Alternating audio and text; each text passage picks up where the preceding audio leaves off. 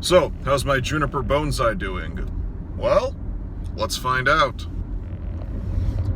So, many of you have not seen that Juniper since my last video, and if I remember correctly, I think there were some comments on it, although that might have been from the pine tree video.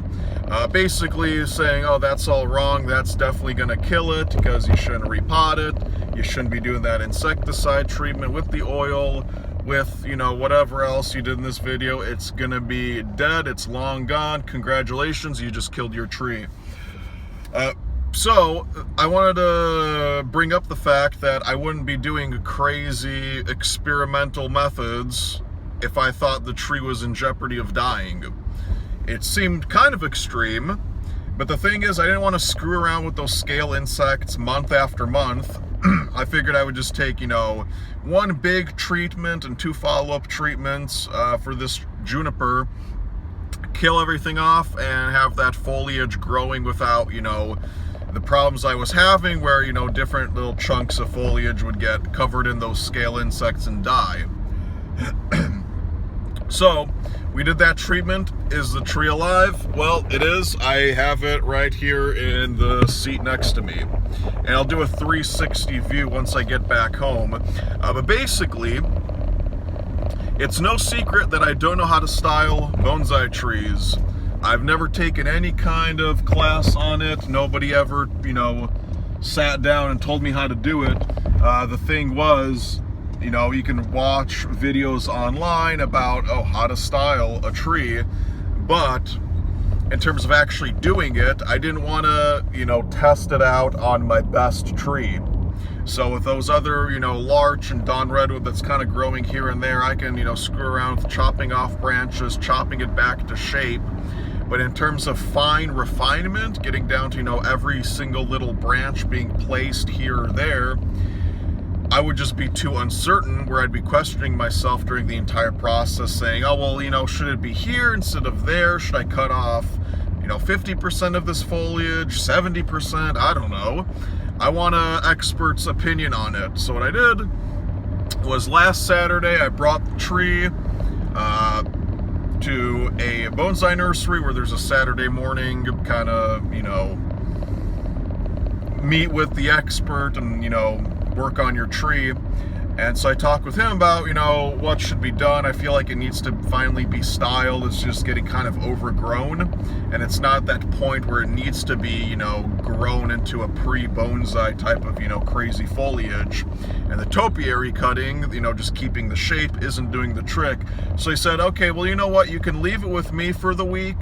You know, obviously I'd have to pay him for styling and wiring, but I said, you know what, I'll bite the bullet, because it's been, you know, 3 years where I never did any major styling on this juniper. I feel like it needs it now. So I left it for a week, came back today to pick it up, so I'm gonna probably record, I'm gonna record once I get this out of the car, because there's no sense trying to, you know, angle the camera now into the passenger seat and get, you know, shaky, dumb views, and angles. So I'll unload it once I'm back home into the yard, and then we can take a look at where that juniper is today with its current styling.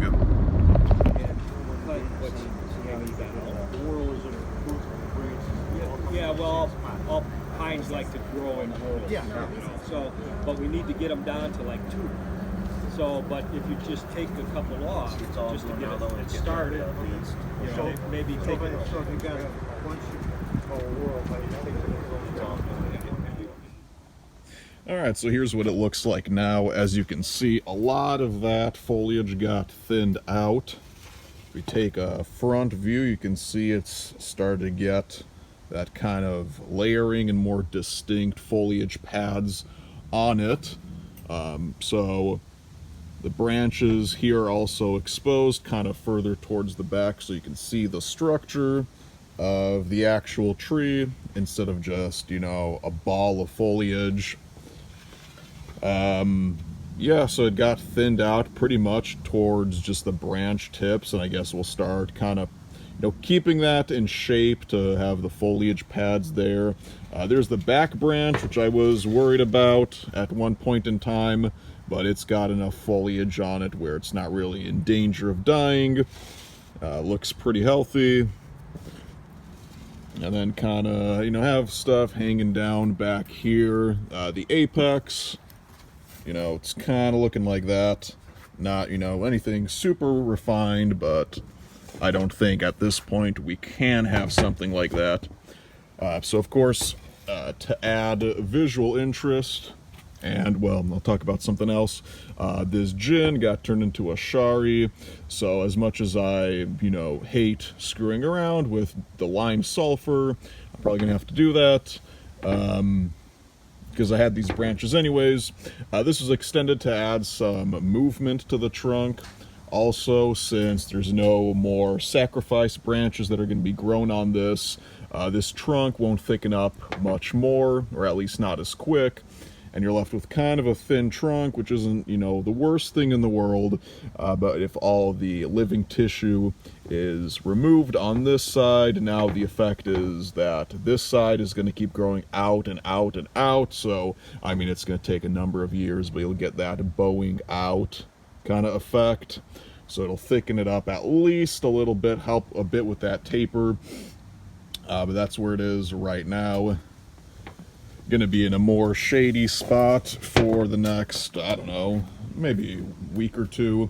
And then, transition it back over there into full sun for the rest of the season, go through dormancy. We'll have to see if there's anything, worth recording about this tree in the future. But that's where it is for right now. So now it's just gonna kind of recover and then grow, not too much. I'll be, pruning it, into shape so that none of these get too wild and long. So, it's getting to some point where it's looking reasonable. So that's how it looks today.